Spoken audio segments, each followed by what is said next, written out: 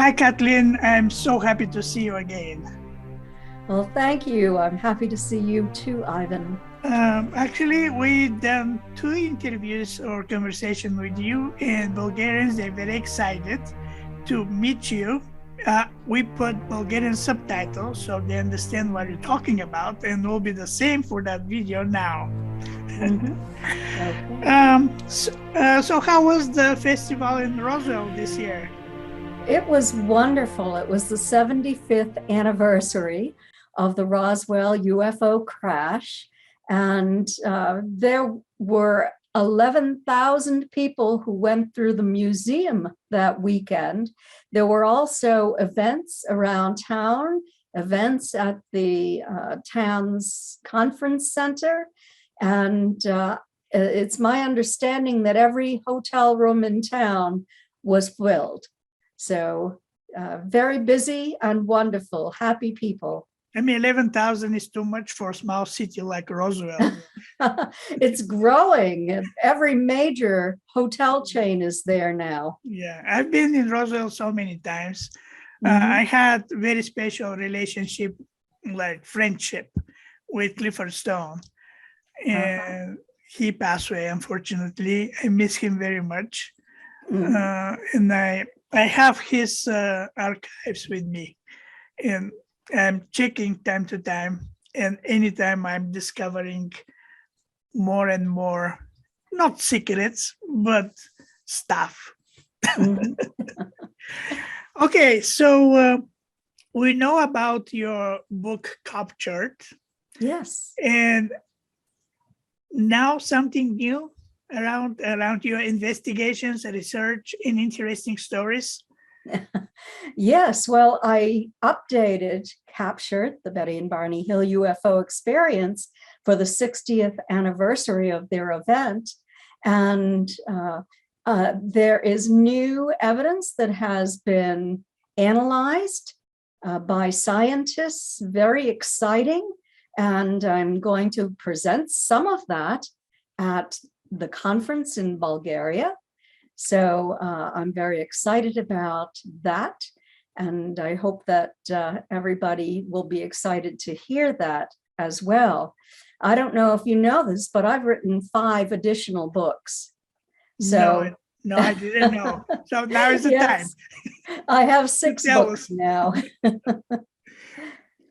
So they range anywhere from UFO abductions to contact, to experiments that I have done, to the history of government involvement in the investigation of UFOs, their major studies, their findings, the decision to cover up their findings, and those who were involved in the cover-up.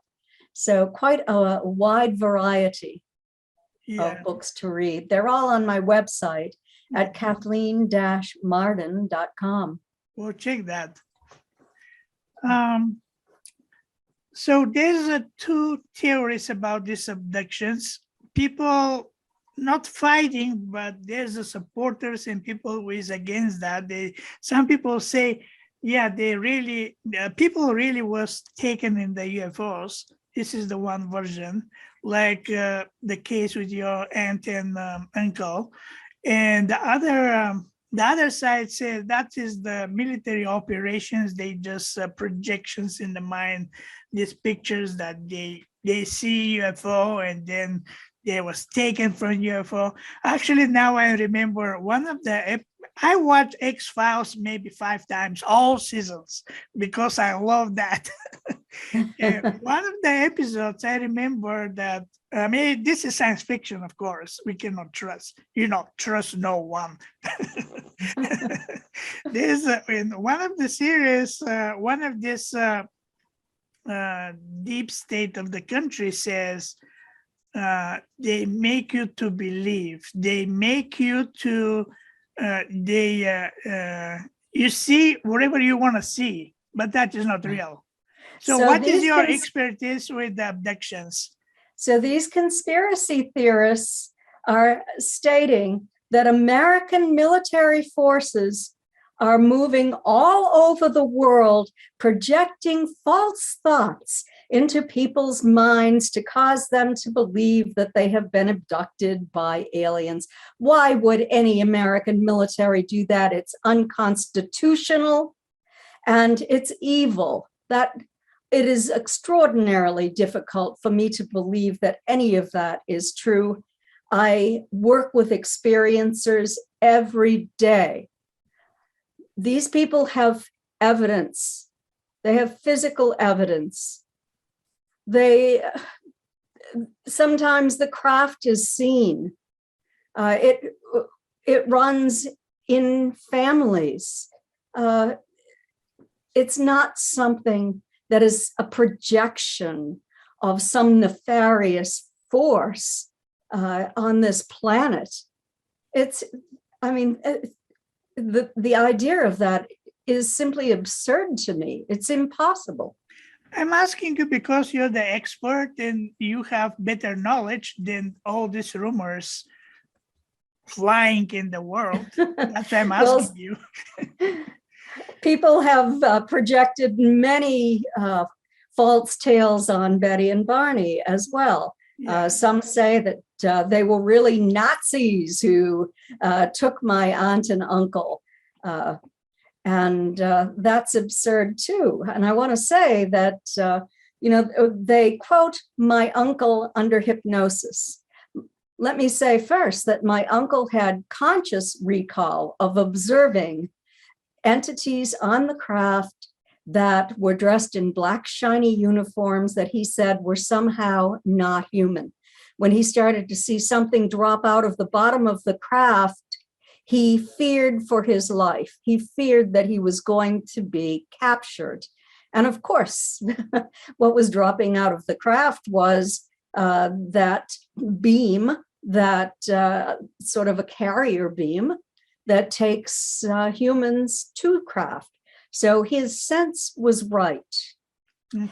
The reason he, under hypnosis, mentioned a Nazi at all is because Dr. Benjamin Simon, a very skilled neuropsychiatrist who set up the Mason General Hospital on Long Island in New York at the end of World War II, developed a special technique to use with people who were returning from the war front with shell shock or what they called conversion hysteria or battle fatigue.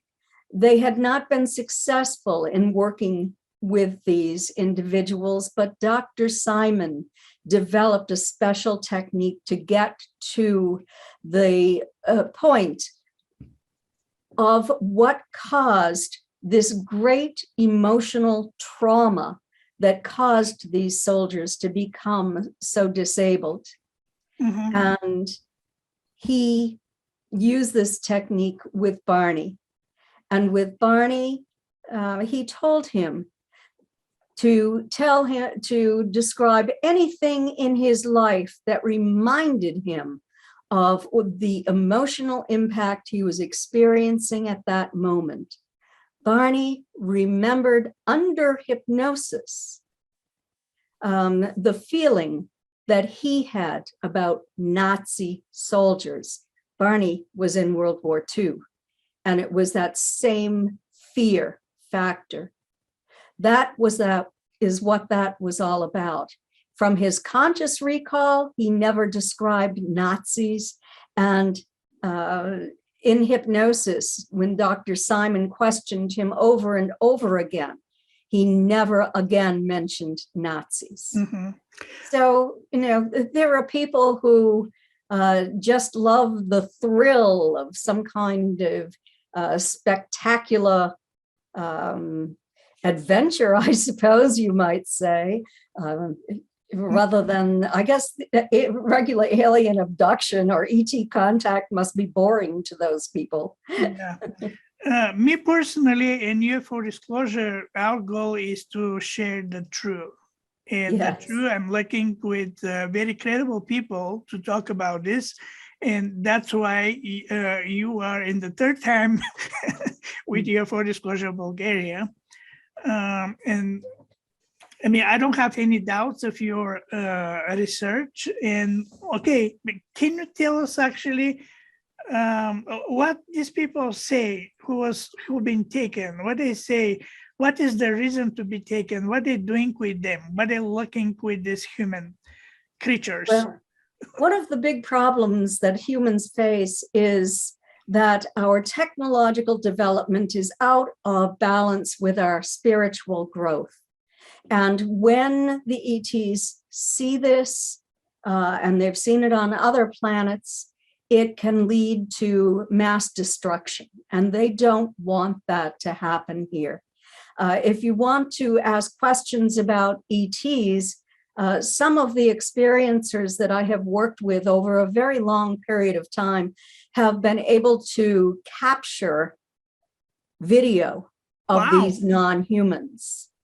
And the video is working? Yes. Because yes, it shut down after a few seconds when the ETs discovered that they were on camera.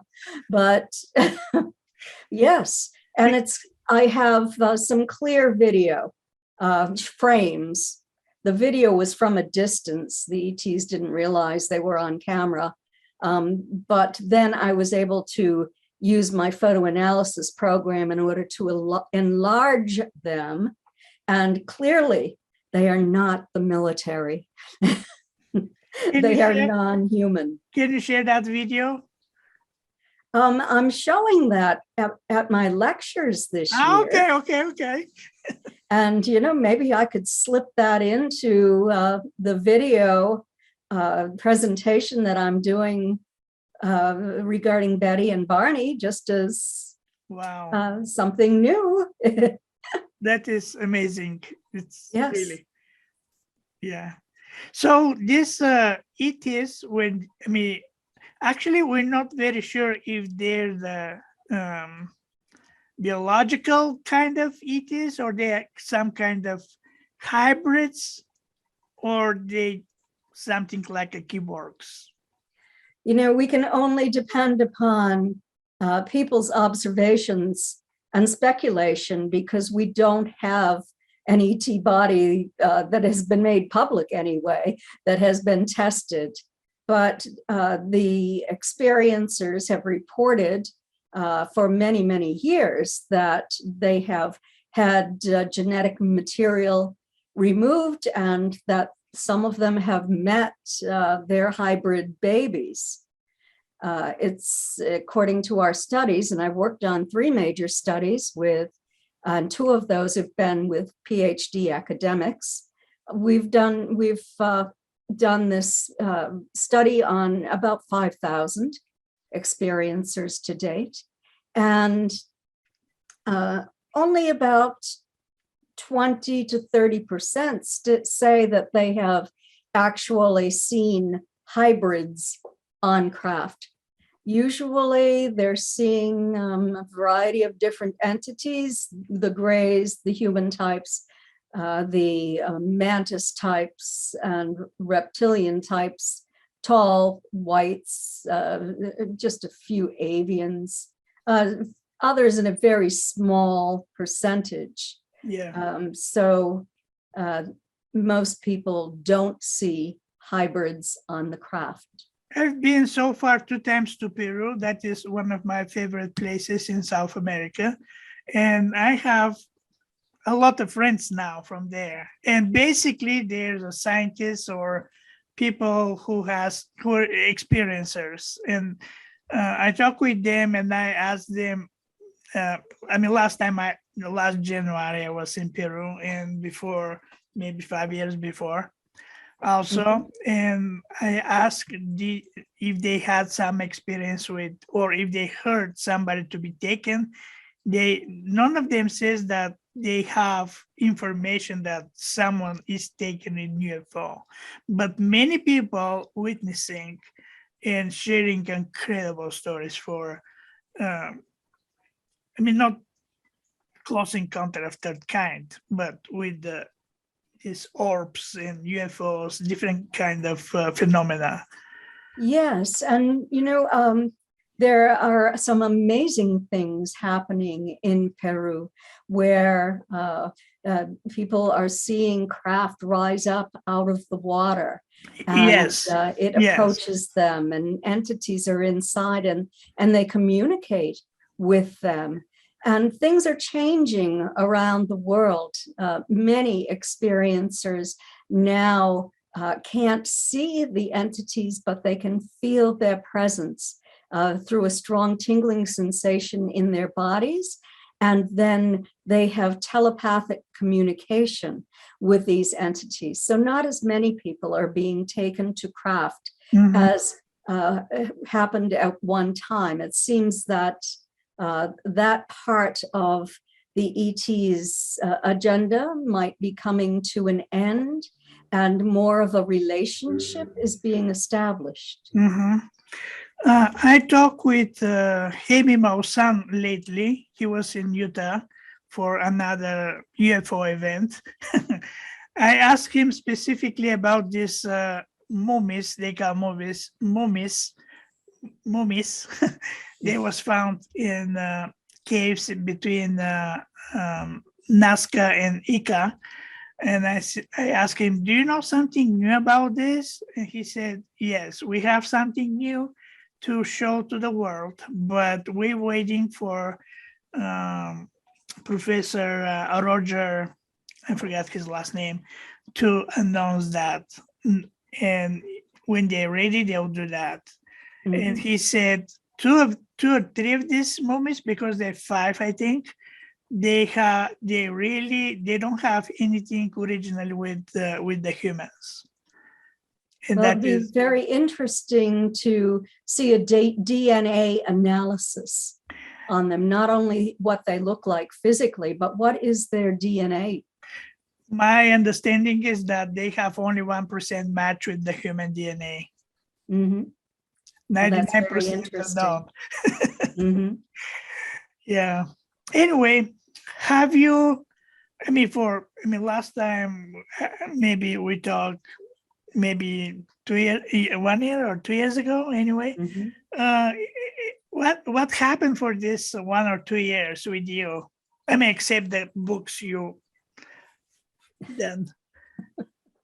Oh my gosh. Well, it's we have been on lockdown pretty much because of COVID, but I have done conferences virtually.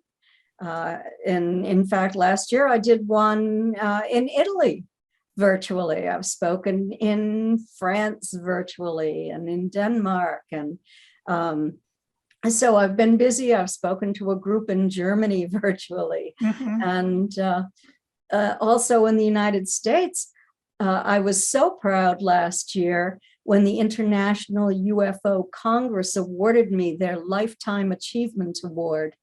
And boy, I've worked really hard for that over the past 32 to 34 years. So it was a huge honor, and I truly appreciated that. I have been working with experiencers and now have a group for experiencers who meet once a month. And this is not experiencers who are having a great deal of difficulty with what's happening in their lives. It's for people who have had these experiences for many, many years, who are coming together to find the answers, the communications, that sort of thing. I've also been working on a project involving the US government and the Canadian government way back in 1954. The granddaughter of a Navy Rear Admiral, highly decorated, gave me the correspondence files between him and Wilbert Smith, who was a brilliant scientist from Canada and the director of Canada's UFO desk. So those files indicate contact experiments and attempts to communicate with these non-humans. It went to Dwight Eisenhower's desk, And the CIA, the FBI, the Air Force, and the Navy were involved in all of this, according to their letters and the FBI files. It's in my new book, Forbidden Knowledge. So if you want to see that, read about that, and also an experiment that I took part in with a man who claimed that he was communicating with extraterrestrials. That is in the book too. We actually received scientific evidence that there was something in the room with us, communicating with us. It was not this man hoaxing or this man's imagination. And these entities then came and communicated with us telepathically. They showed us craft. We could feel strong tingling in our bodies when they were near us. So it was really a little bit frightening at first, but truly amazing. We learned so much. We asked 120 questions and received their detailed answers. So that's in the book as well. Is that these communications happen with the telepathy or how? Probably. The man, Kevin Briggs, who used to be a police officer in the UK, but has lived in the United States for more than 20 years, and is really a down-to-earth man, and his wife, who used to teach at a university in the UK and do research, hosted us, a team of researchers, at their home, and they live in they Florida. used his vocal cords. Are they live in Florida? Pardon me? Are they live in Florida? Yes, in Florida. I think I know them. Oh, okay. Maybe you do. I know a family who moved to US, and this man, he has, I had interview with him maybe 3 years ago, and he said that he sent emails to United Nations, to Yes, he did. UNICEF, and many organizations like this. Yes. And yeah, but that's he's something like channeling with them. Yes, I guess it would be something like channeling, but the way it's done is that he sets his consciousness to one side and allows the speaker to come and use his vocal cords. Is what it is. Oh, okay, like his voice is not changing. It's his voice. Oh, okay. But it doesn't sound like him. And we can't see them because they're 5th and 6th dimensionals, and 2 are 9th dimensionals. But you can feel it. You can certainly feel it. And his body is soaking wet at the end. And he can't do this for a very long period of time, but his clothing is drenched, his hair, his face are simply dripping with perspiration. What is the message?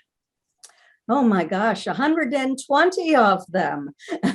But essentially, the message is that they are guardians of this quadrant of our galaxy, that they are watching over us, that they have assisted in our development before, and they are here to do it again, that they are very concerned about our failure to be good stewards to our environment. They fear an environmental collapse. They also fear nuclear war.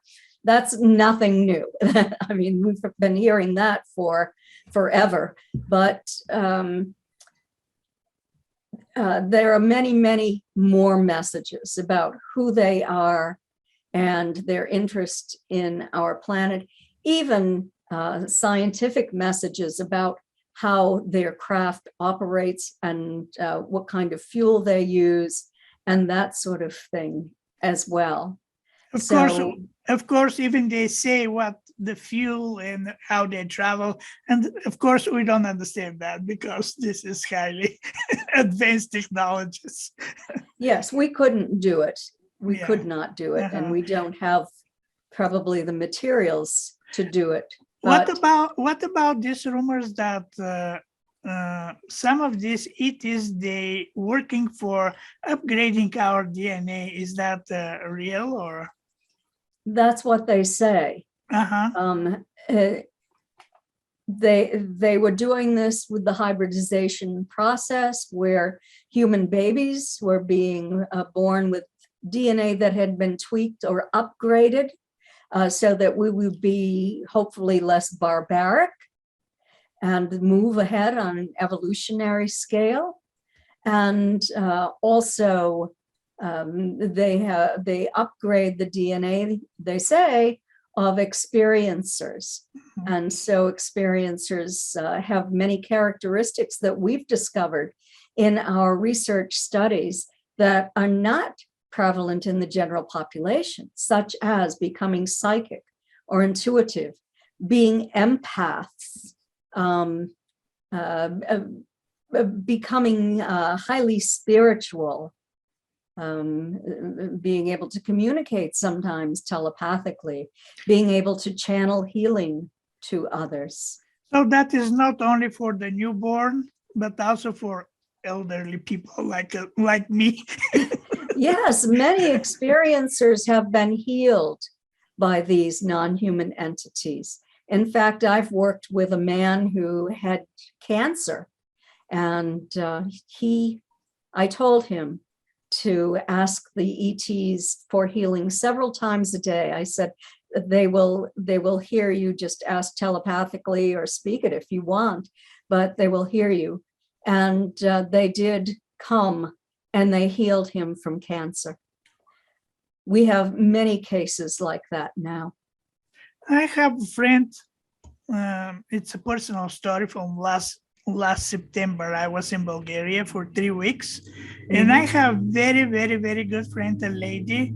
She had 2 cancers, and she fighting with these cancers for years. Chemotherapy is kind of helpful, but not exactly full recovery. And then I heard about one lady in Bulgaria, old lady. She lived in the mountain, and actually, people who is assisting with her, they say that about 8 million. Oops. I got a notification that they are ending that video. Anyway, we went with my friend to that old lady, and actually now she don't have any more cancer. Wonderful. She takes me.